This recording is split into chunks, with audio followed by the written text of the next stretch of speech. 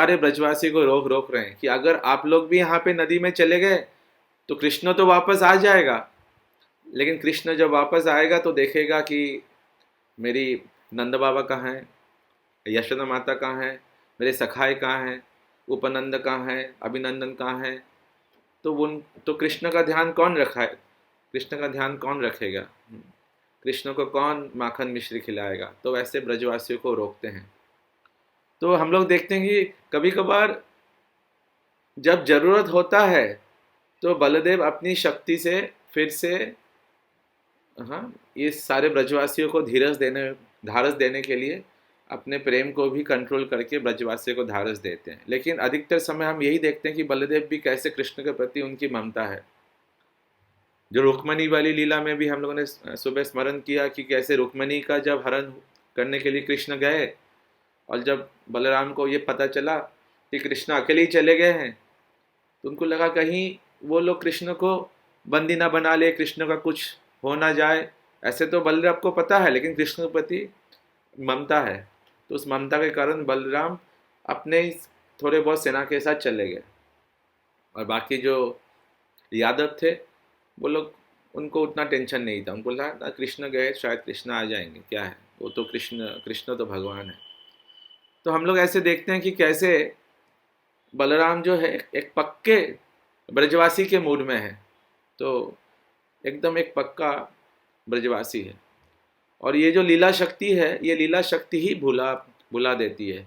इसको हमारे उज्ज्वल नीलमणि में इसको वर्णन करते हैं अनुसंधान अभाव, कि भगवान भगवान होने के बाद भी, बलराम बलराम होने के बाद भी वे भूल जाते हैं कि वो बलराम है, और वो सोचते हैं कि कृष्ण जो है ये कान्हा है, हमें इनकी रक्षा करनी है। तो ऐसा भाव रहता है। तो इस सारे ब्रजवासियों का ये बलदेव हमें दिखा रहे हैं कि हमारा जो गौड़ीय वैष्णवों का जो विचारधारा है, उनका विचारधारा यही है कि कृष्ण को कैसे खुशी हो, कृष्ण की कैसे रक्षा करे। पूरा जगत पूरा संसार कृष्ण से अपनी रक्षा रक्षा करते हैं। एक तरफ वो भी है कि रक्षाबंधन में हमारे गुरुदेव ये भी वर्णन करते हैं कि ब्रजवासी कृष्ण बलदेव को भी रक्षाबंधन कर रहे हैं कि कृष्ण बलराम हमारी रक्षा करेंगे।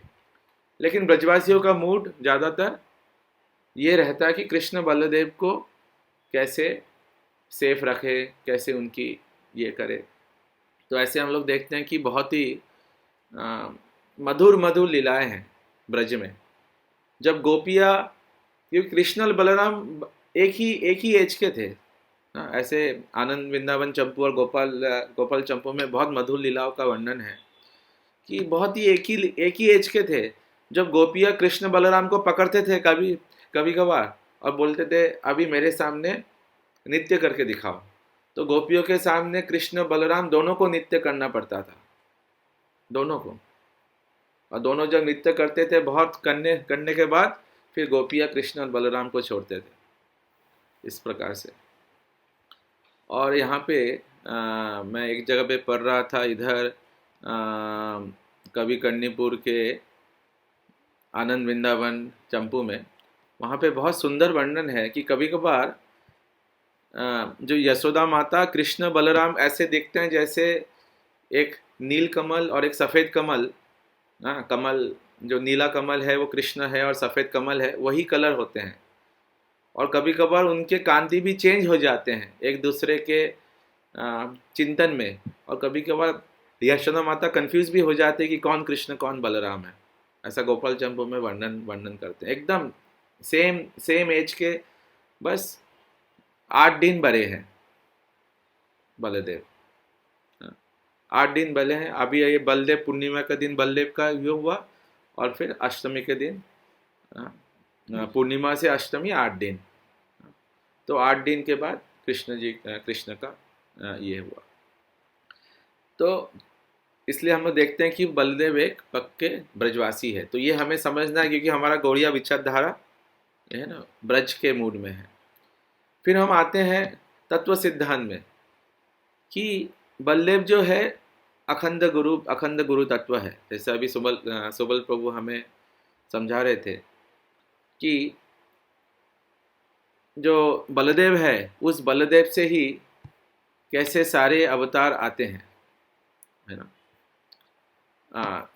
कृष्ण के प्रभाव प्रकाश बलदेव आए, लेकिन फिर बलदेव से मूल संकर्षण, बलदेव से संकृष्ण, वासुदेव, अनिरुद्ध, प्रद्युम्न, फिर वहाँ से मूल संकर्षण, मूल संकर्षण से महाविष्णु, महाविष्णु से कर्ण दक्षिणा विष्णु, फिर वहाँ से गर्भ दक्षिणा विष्णु, फिर क्षीरो दक्षिणा विष्णु। इस प्रकार से बलदेव ही सारे विष्णु तत्व में बलदेवी एक्सपेंशन होते हैं। और जब बलदेव जी जब एक्सपेंशन होते हैं, अनंत जो वैकुंठ लोक है, साकेत धाम है, अयोध्या धाम है, अलग अलग विष्णु के धाम है, वहाँ पे बलदेव जी ही जीव सारे जो भगवान के जो धाम है उसमें भी एक्सपेंशन होते हैं। वहाँ के जो भगवान के जो सेवक है वहाँ भी बलदेव जी एक्सपेंशन होते हैं।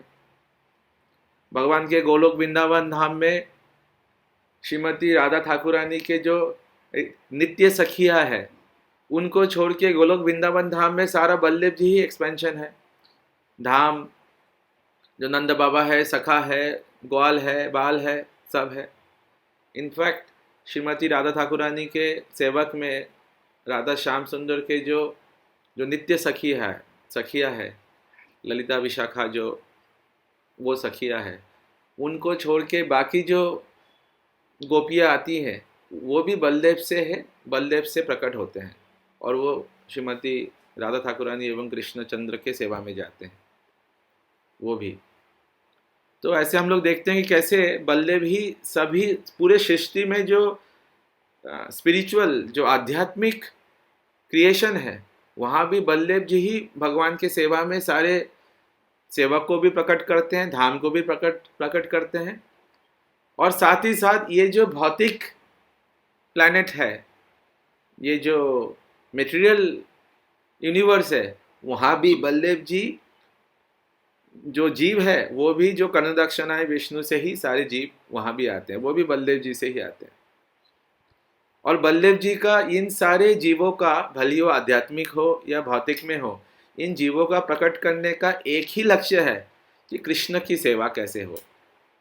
उनका बस एक ही लक्ष्य है। इसलिए हमारा एग्जिस्टेंस क्यों है, अगर हम इस सिद्धांत को समझे, व्हाट इज आवर एग्जिस्टेंस, हम लोग क्यों हैं, हम क्या कर रहे हैं, what is the purpose of our life, a purpose of the life, why are we created, हमें बनाया गया है क्यों, हमें बनाया गया ही कृष्ण की सेवा के लिए। जीवरे स्वरूप है कृष्णर नित्य दास, कृष्णर ततस्थ शक्ति भेदा भेद प्रकाश।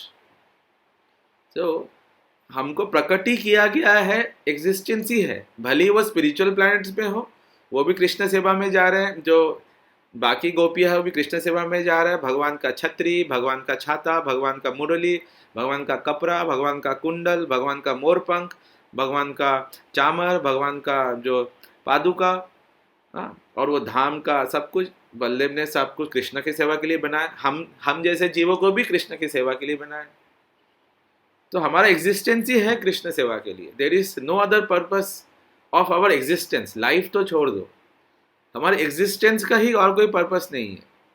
हम बने ही हैं कृष्ण की सेवा के लिए, लेकिन कोई कारण से जीवों के करे गाधा, है ना, माया जो है जीव को गाधा बना देते हैं।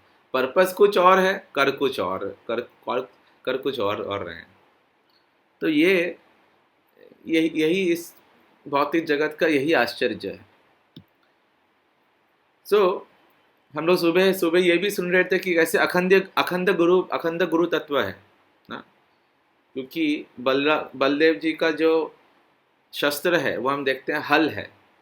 हल से क्या होता है, खेत की सिंचाई होती है। जो खेत में जो पत्थर है, जो कांटे है, जो झाड़ी है, उनको सिंचाई की जाती है। तो हल के दो है, एक तो वो जीवों की खेती करते हैं।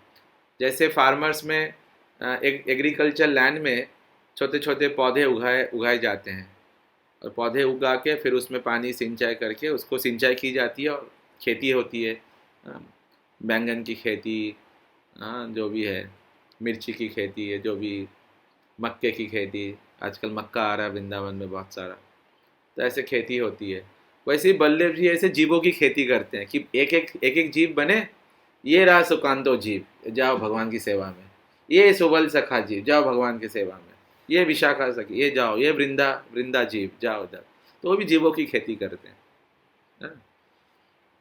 तो एक तो वो है, और दूसरा ये भी कि हमारे हृदय के जो अनर्थ है, हाँ, बहुत सारे के अनर्थ है। विश्वनाथ चक्रवर्ती ठाकुर ऐसा वर्णन करते हैं अनर्थों के बारे में। घन तरला, संकल्प विकल्प, और क्या क्या है, बहुत सारे अनर्थ है। हाँ? माधुर्य कदम्बनी ग्रंथ में कितने ऐसे ऐसे है। तो कितने सारे अनर्थ है, और वो काम क्रोध लोभ मोह मद मात्सर्य है, और बाकी कितने सारे अनर्थ है। तो उन सारे ये में भी अगर ऐसा पथरीला हमारा हृदय है, तो वहाँ पे राधा श्याम सुंदर कैसे आएंगे। इसलिए सबसे पहले वहाँ पे संधिनी शक्ति बलदेव हल से गुरु के रूप में, गुरु के शक्ति में, हाँ, गुरु वो पहले संधिनी शक्ति से हमारे हृदय को बढ़िया फर्टाइल और बढ़िया एकदम उपजाऊ बना देते हैं। तभी वहाँ पे अल्लादीनी शक्ति और जो अचित शक्ति श्री राधा श्याम वहाँ पे आके विराजमान हो सकते हैं। इसलिए जब तक गुरु की कृपा हो के गुरु उस हमारे हृदय को निर्मल और कोमल नहीं बनाएगा। एक्चुअली हमारा हृदय बहुत कठोर है। क्यों कठोर है? कृष्ण की नाम सुन के हमें रोना ही नहीं आ रहा। कहाँ रोना आ रहा? हमें कोई कोई सिम्टम भी नहीं हो रहे। मतलब हृदय जो है बहुत कठोर है। तो ये गुरुदेव की वाणी और वैष्णव की कृपा से ऐसा श्रवण करते करते करते करते, क्योंकि अनादिकाल से इसमें अनर्थ जुड़े हैं, अलग अलग जन्मों में अलग अलग अनर्थ जुड़े हैं। तो जब तक बलदेव की शक्ति से गुरुदेव उसको नहीं होगा, और उसमें दो प्रयास भी करना पड़ेगा। हम लोग को भी, जीव को भी प्रयास करना पड़ेगा। हम बोलेंगे हम तो बस बैठे रहेंगे, गुरुदेव आके बस कर देंगे। हमें भी प्रयास करना पड़ेगा। तो जब तक नहीं होगा, इसलिए बलदेव का प्लाऊ है। और जैसे हम लोग ब्रज के मूड में थोड़ा सा शिफ्ट होंगे ब्रज में, लेकिन बलदेव के पास प्लाऊ नहीं रहता है कहीं भी। जैसे कृष्ण के पास भी, वहाँ पे कृष्ण का शस्त्र क्या है? जैसे हम लोग कुछ दिन पहले देख रहे थे, कृष्ण का सबसे बड़ा शस्त्र है सुदर्शन चक्र नहीं, धनुष नहीं, वेणु। वेणु सबसे बड़ा शस्त्र है। पत्थर को भी पिघाल देता है, नदी भी उल्टा उल्टा बहने लगता है, कोयल कूकू करते समय या मोर भी नाचते नाचते एकदम स्तब्ध हो जाते हैं, पूरा ब्रह्मांड एकदम रुक जाता है। ये कृष्ण का सबसे बड़ा शस्त्र वेणु है। और साथ में एक वो भी रहता है, हॉर्न, उसको क्या बोलते हैं, बिगुल, बफेलो हॉर्न। ये कृष्ण के पास भी बफेलो हॉर्न है और वेणु है। तो कृष्ण कभी कभार बफेलो हॉर्न भी बजाते हैं, लेकिन प्रमुख वेणु है। वैसे ही बलराम के पास भी वेणु है, बलराम भी कभी कभार वेणु बजाते हैं। पर्टिकुलरली अपने गोपियों को बुलाने के लिए बलराम भी कभी वेणु बजाते हैं, और उनके पास भी बफेलो हॉर्न है, लेकिन वो बफेलो हॉर्न ज़्यादा बजाते हैं। कैसे बजाते हैं? जैसे हमारे वृंदावन है, वृंदावन का एक कोई चौरास्ता होगा, तो चौरास्ते में जाएंगे और बल्लेब ऐसे हॉर्न बजाएंगे, और सभी लोग इधर उधर से सारे ग्वाल बाल सभी लोग आ जाएंगे। मतलब वो अलार्म हो गया कि अभी आ जाओ, अभी हमें जाना है। या फिर कोई किसी के घर में माखन चोरी करने जाएंगे तो हॉर्न बजाएंगे ऐसे। तो वो हॉर्न ये सब सिंबल के लिए यूज़ होता है ना। हम लोग देखते हैं ये हॉर्न बहुत जगह पे यूज़ होता है, तो वहीं से आया है। और भी इसमें बहुत सारे ये है। तो अखंड गुरु तत्व है। और कैसे हमारे हृदय को, हमारा हृदय, जैसे हमने अभी सुना, एक अनर्थ होता है संकल्प विकल्प। जैसे कभी कभार हम संकल्प करते हैं, आज ये करना चाहिए कि नहीं करना चाहिए। ठीक है, अभी तो उस दिन तो मैंने किया था, आज नहीं भी करूँगा तो क्या है, कोई बात नहीं, कर लेता हूँ। वहाँ जाना चाहिए तो मैं वृंदावन अभी समय है, जाऊँ परिक्रमा करके आऊँ। नहीं, ठीक है, मानसिक भी तो वहाँ भी तो बोल रहा है। ये संकल्प विकल्प, ये भी एक अनर्थ है। तो हमारा हृदय जो अनस्टेबल है, हाँ, कभी भक्ति ज़्यादा करते हैं, कभी कम करते हैं, कभी जोश आता कहीं, तो जो स्थित प्रज्ञा नहीं है, तो बलराम उसको भी अपने चरणों से उस अपने हृदय गुरु गुरु उसको स्थित करते हैं। जैसे एक बार जब भौमासुर भौमासुर और कृष्ण का जब युद्ध हो रहा था, इतना युद्ध हो रहा था कि कृष्ण का मुकुट भी गिर गया और धरती हिलने लग गई। हाँ, क्या हो गया? अच्छा, कोई आ गया। तो धरती एकदम हिलने लग गई। उस समय बलदेव ने पर्वत को, जैसे भौमासुर गुफा में हम लोग जाएंगे उधर, तो भौमासुर गुफा में बलदेव ने उसको चरण दिया और चरण से फिर पर्वत को, पूरा धरती को एकदम फिर से स्थित कर दिया। तो ऐसे बलदेव में इस प्रकार से वो हमारे हृदय को भी ऐसे स्टेट ये करते हैं।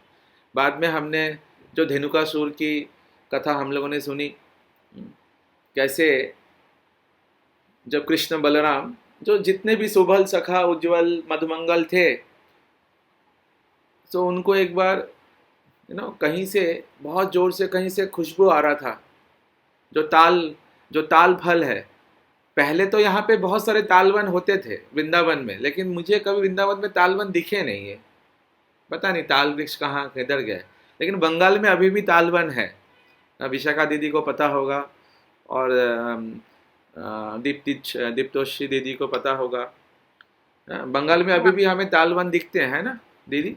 यस, हाँ, मिलता है अभी भी। ताल, हम लोग वो ताल के जन्माष्टमी में समय ताल के बहुत सारे इतना सुंदर सुंदर बनता है, वो मैंने हाँ, कहीं पृथ्वी में नहीं देखा। वो ताल का क्या बनता है? तालेर बड़ा, ताल का बड़ा बनता है, और ताल का लूची, लूची हो, ताल की बनता है, पूरी बनती है, खीर बनता है, खीर बनता है, ताल का खीर। ये मतलब फेमस हर घर में, मैंने देखा बचपन में हर घर में ताल का, मतलब जन्माष्टमी के आते आते ही पूरे मार्केट में ताल मिलेगा। और ताल का अभी अभी ताल का सीजन अभी है, अभी चालू है। तो और वो ताल ऐसे घिसना पड़ता है, ताल का रस इतना सुंदर होता है, वो ताल का जो खीर होता है इतना सुंदर खीर होता है, और ताल का बड़ा और ताल की पूरी अद्भुत, बहुत सुंदर। पता नहीं यहाँ वृंदावन में ताल बन बिल्डिंगें बन गई इसके ऊपर सारे दिन, हो सकता है इसी लीला से होगी, अभी जो लीला हम लोग सुनने जा रहे हैं धेनुकासुर के कारण। तो कहीं से हवा आ रही थी सुंदर सुंदर महक से, और ताल की खुशबू आ रही है, और कृष्ण को भी खुशबू आ रही है।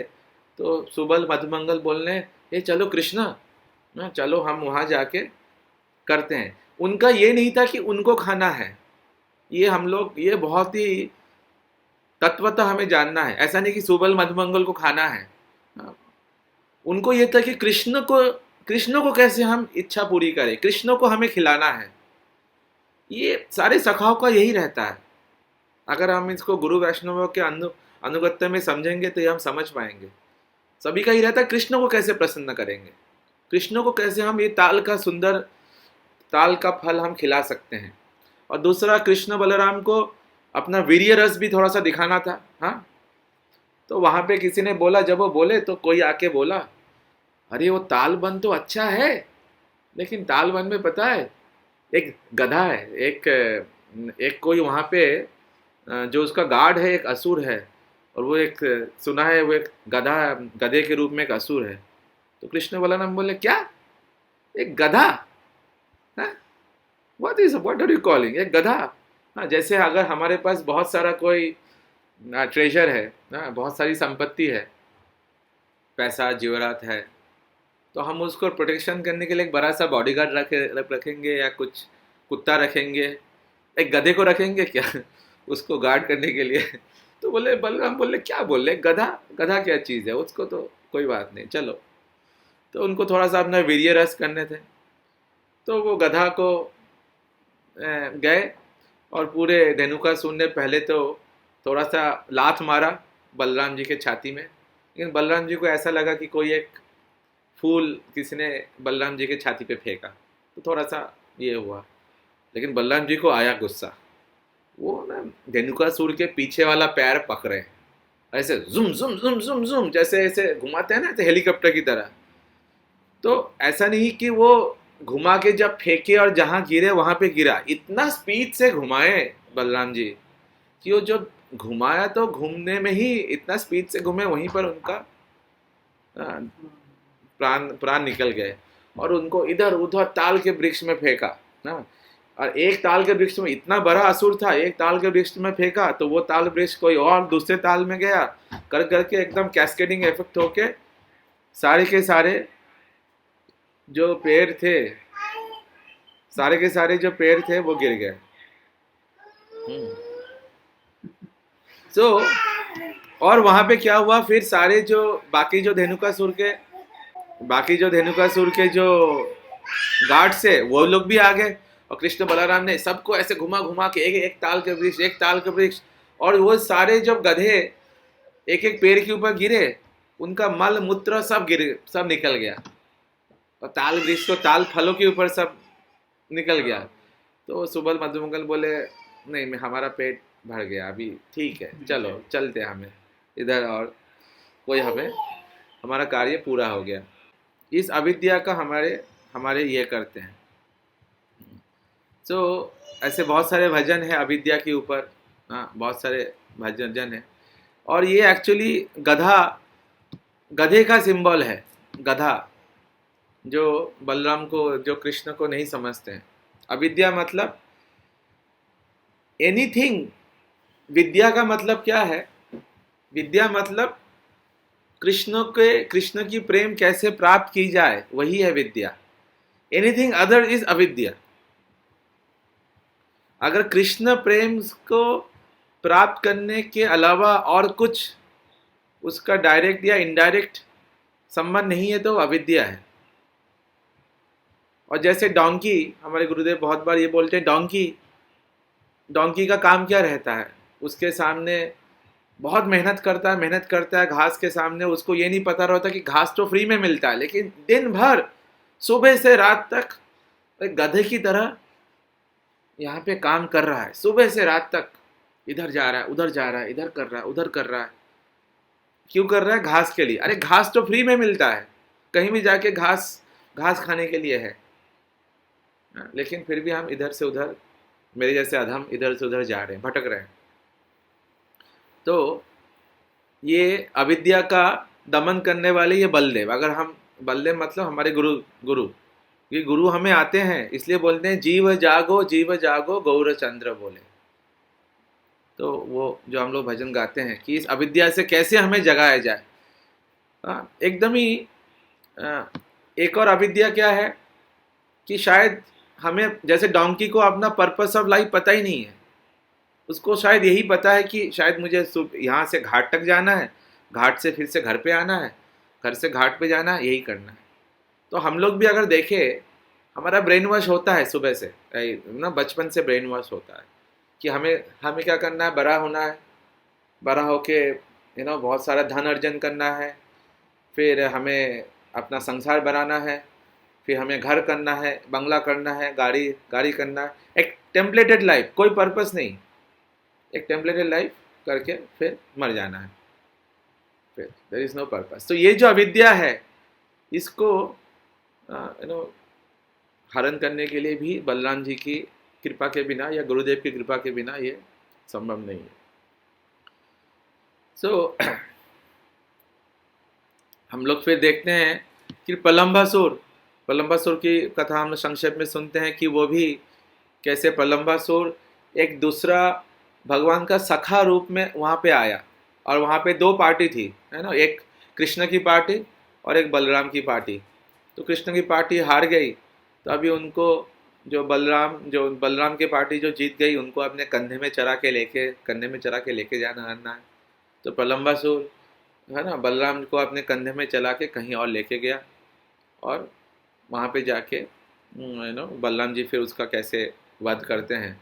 लेकिन ये प्रलंबासुर भी जो हमारा जो हिपोक्रेसी है, जो डुप्लिसिटी है, जो दूसरे को ठगाने का, खासकर अपने गुरु को ठगाने का, है ना, बोलते हैं जो डॉक्टर और गुरु के सामने हमेशा सब कुछ सच सच बोलना चाहिए, कुछ भी छुपाना नहीं चाहिए गुरु वैष्णव के सामने। तो हम लोग देखते हैं कैसे ये सरलता, और सरलता कि अगर सरलता नहीं होगा ये हिपोक्रेसी नहीं जाएगा। महाप्रभु एक जगह पे बोलते हैं कि मैं हर जीव पे जो मांस खा रहे हैं उस पे भी कृपा करता हूँ, लेकिन एक ही जो हिपोक्रिट है उस पे महाप्रभु की कृपा नहीं होती। अगर कोई डुप्लिसिटी है या हिपोक्रिटी है, मतलब अपने गुरु वैष्णवों को ठगाने की इच्छा, जैसा है वैसा है। इसलिए भक्तिविनोद ठाकुर एक बहुत सुंदर भजन गाते हैं। हाँ, आमार जीवन सदा पापे रत, नाही को पुण्येर लेशा, परेर उद्वेग दियाछि जे कत, दियाछि जीवेर क्लेशा, निज सुख लागी पापे नाही दोरी, दयाहीन स्वार्थ पार, पर सुखे दुखी सदा मिथ्या भाषी, पारा दुख सुखकार। और बाकी हम लोग नरोत्तम दास ठाकुर के भजन में भी सुनते हैं कैसे वो दैन्य भाव से करते हैं। बोलते हैं, श्री कृष्ण चैतन्य प्रभु दया करो मोरे, तुम बिना के दयालु जगत संसारे, श्री कृष्ण चैतन्य प्रभु। तो अगर हम अपने हृदय को खोल के डॉक्टर के पास नहीं जाएंगे, कन्फेस नहीं करेंगे, अपने दोषों को स्वीकार नहीं करेंगे। हाँ, भक्ति सिद्धांत महाराज भी कौन से ग्रंथ में वो बताते हैं, मानो कि अपने मन को मारो सुबह उठ के, सबसे पहले मन शिक्षा के टीका में। अगर नहीं खोलेंगे, हमने मन के अनर्थ को नहीं देखेंगे, नहीं झांकेंगे, तो नहीं होगा। तो इसलिए we have to be devoid of duplicity, प्रलंबा सूर से। और ये बलदेव जी की कृपा करके हम उनको करें, आप अपने आप को खोलें और फिर बलदेव जी से प्रार्थना करें, फिर हमारे अंदर से जो प्रलंबा सूर है उनका वध वो कर सकते हैं। और भी बहुत सारे हम हैं, जैसे दुविधा बानर की कथा हम लोगों ने सुनी। कैसे अगर हम लोग डायरेक्टली कृष्णचंद्र की भक्ति करने जाएंगे नित्यानंद प्रभु को छोड़ के, तो वो नहीं मिलने वाले। हाँ, जैसे दुविधा वानर, भले ही वो रामचंद्र के भक्त थे, लेकिन लक्ष्मण जी को नहीं मान रहे, बलराम जी को नहीं मान रहे, तो उसका वध कर दिया, उसका एग्जिस्टेंस ही खत्म कर दिया। वध, क्योंकि बल्लभ जी से ही सारे एग्जिस्टेंस है ना। अभी हमने जाना संधिनी शक्ति, संधिनी मतलब या सत मतलब बल्लभ जी एग्जिस्टेंस के है, तो बल्लभ जी जिनका एग्जिस्टेंस है, एग्जिस्टेंस खत्म कर देंगे। फिर और भी बहुत सारे लीला हम लोगों ने सुना, जैसे रोमहर्ष जो फॉल्स गुरु थे, ऐसे बैठे थे और बलदेव जी ने भी उनका एग्जिस्टेंस खत्म कर दिया। और फिर सुतो गोस्वामी को पूरी शक्ति भी दी, इसलिए सुतो गोस्वामी को बोलते हैं उग्र श्रवा, कि उनको बहुत उग्र श्रवा की, जो श्रवण करने के लिए बहुत आतुर है, बहुत उग्र है। इसलिए वही सुतो गोस्वामी फिर सुखदेव, जब बलदेव जी के कृपा से सुतो गोस्वामी फिर सुखदेव गोस्वामी की भागवत सुने, जब सुखदेव गोस्वामी ने परीक्षित महाराज को सुनाया, और फिर सुतो गोस्वामी से फिर हम लोगों ने ये भागवतम सुना है। तो ये अगर बलदेव जी नहीं होते तो ये भागवतम भी हम लोग अभी हमारे पास नहीं होता, क्योंकि अगर बलदेव जी सुतो गोस्वामी को उग्र श्रवा नहीं बनाते, तो सुखदेव गोस्वामी से वो श्रवण नहीं करते, तो फिर भागवतम कैसे आता। तो ऐसे बलदेव जी की अनेकों लीलाएं है और मर्सी है।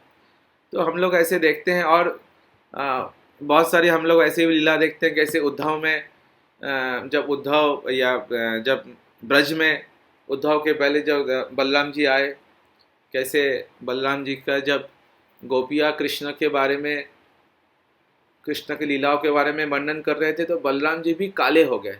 यहाँ भी हमारे एक दाऊ जी का मंदिर है जहाँ पे बलदेव जी काले हो गए, कृष्ण चिंतन में ब्लैक हो गए। कभी कभी बलदेव जी वैसे कृष्ण के चिंतन में काले हो जाते हैं। इधर वृंदावन में भी है एक ओल्ड दाऊ जी मंदिर, हमारे गोपीनाथ गौड़िया मठ में। तो हम लोग देखते हैं बलदेव जी एकदम पक्के ब्रजवासी है, बहुत कृष्ण के साथ बहुत है। हम लोग देखते हैं जगन्नाथ बलदेव, सुभद्रा में भी कैसे बलदेव कैसे पिघल गए हैं कृष्ण की ब्रज लीला सुन के। तो बलदेव जी भी भगवान हैं। कभी कभार हम लोग ये भी देखते हैं कि बलदेव जी भी अपना अपने गोपियों के साथ रास करते हैं। और बलदेव जी भी जब एक बार कालिंदी को बुलाए थे और कालिंदी वहाँ पे नहीं आए, तो कैसे जैसे उन्होंने अपना हल रखा तो कालिंदी जी फिर से आ गए। तो यहाँ पे हमें ये करना चाहिए कि ये कालिंदी जो यमुना जी है वो नहीं है, यमुना जी सखी अलग है, ये कालिंदी जी उन्हीं के एक्सपेंशन है। और कभी कभार हम देखते हैं कि बलदेव जी कृष्ण की गोपियों के साथ भी जाते हैं, लेकिन ये थोड़ा सा उच्च ये का बात है। लेकिन वहाँ पे बलदेव जी उनको ढारस देने के लिए कि कृष्ण के चिंतन में जो गोपियाँ है वो कृष्ण की चिंतन में बहुत बेहाल हो गई है, तो उनको धीरज देने के लिए कृष्ण कथा बोलने के लिए, जिससे गोपियों को लोनली, इसलिए बलदेव भी जाते हैं।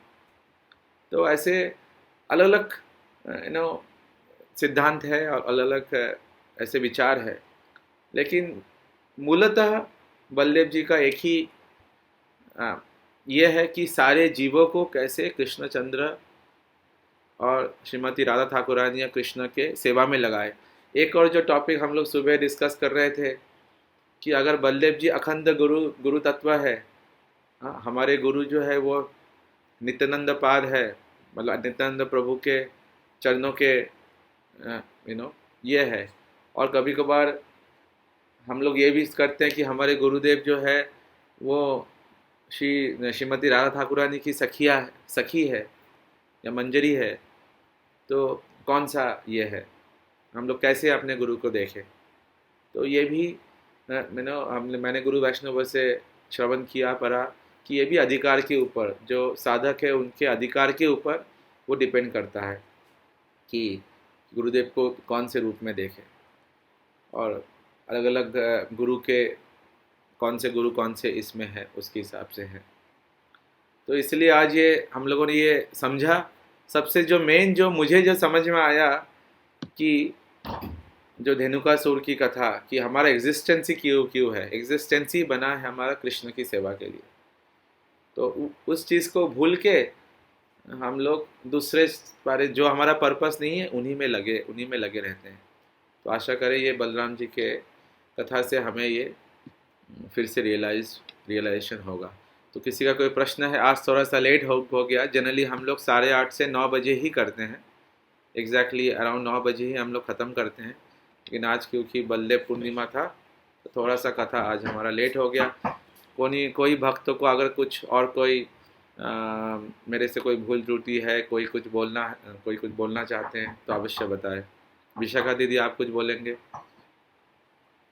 प्रभु जी बहुत अच्छा कथा था, मैं पहली बार आपका कथा सुना, बहुत अच्छा लगा प्रभु जी। ठीक है, आपको आप और किसी को कुछ बलदेव जी के बारे में कुछ बोलना है, कोई पॉइंट मिस हो गया या कुछ आप लोगों ने गुरु वैष्णव से कुछ पॉइंट सुना होगा तो अवश्य बताएं। आज मैं बोलूं क्या प्रभु? हाँ बताइए, बताइए दीदी बताइए। बस एक छोटा सा बोलिए। बलराम जी के बारे में आज मॉर्निंग में मैं सुन रही थी, मायापुर से एक महाराज बोल रहे थे, उनका नाम मैं याद नहीं कर पा रही। तो कथा में बोल रहे थे कि बलराम जब छोटा था, बलराम जब एकदम चलने लगे थे ना, तब Krishna in Bengali we tell हामागुड़ी मीन्स क्रॉलिंग करने लगे थे। कृष्णा जब क्रॉलिंग करना शुरू किया तब बलराम चलना ही सीखे थे। तो ऐसे रोहिणी माता ने बोला, देखो बलराम तुम्हारा छोटा भाई है, इसको तुम इसका ख्याल रखना और इसको बहुत प्यार करना। एकदम बंगाली में बोलते हैं भाई के आदर करो, मीन्स उनको बहुत पैम्पर करना, बहुत पैम्पर। तो ऐसे बलराम एक बार क्या हुआ, बलराम जी ने कृष्णा को, कान्हा को बोला आ मेरे गोद में आ, बोल के उठाने की कोशिश किया, लेकिन इतना भारी है कान्हा, वो खुद अपना संभाल नहीं पाया, खुद तो चलने सीखा। अब उसको उठा के खुद गिर गया। ये देख के तो मीन्स सब लोग बहुत खुश हो गए, इतना अच्छा लीला है ये। बस यही बोलना चाहती हूँ। प्रभु जी। बहुत सुंदर, सुंदर। बहुत सुंदर, बहुत सुंदर लीला है। ठीक है, तो और किन्हीं को कुछ अगर बोलना है, शिवानी दीदी, स्मिता दीदी। नहीं प्रभु जी, प्रभु जी, माता जी ने बहुत सुंदर लीला सुनाई, और मुझे वो लीला सुन के आपके दोनों पुत्र सुगल और ये केशव का ध्यान आ रहा था कि वो भी ऐसे ही छोटे हैं दोनों। मुझे एकदम वही आंखों के आगे आ रहे थे। हरे कृष्णा प्रभु जी। हरे कृष्ण, हरे कृष्ण। तो ठीक है, तो कल हम लोग फिर से 8:30, कल से फिर से हम लोग आधा घंटा करेंगे। कल से हम लोग गोपाल चंपू या अन्य कोई ग्रंथ का हम लोग अध्ययन करेंगे, क्योंकि कृष्ण जन्माष्टमी अभी आ रही है। और हाँ, 8 दिन बाद कृष्ण जन्माष्टमी है, तो हम लोग कृष्ण कथा का रसास्वादन हम लोग करते रहेंगे। तब तक के लिए निताई गौर प्रेमानंदी, हरि हरि हरे कृष्ण, हरे कृष्णा। हरे कृष्ण। दंडवत प्रणाम प्रभु जी। हरे सुगल कृष्ण, प्रभु जी के चरणों में भी दंडवत प्रणाम। हरि बोल। हरि बोल।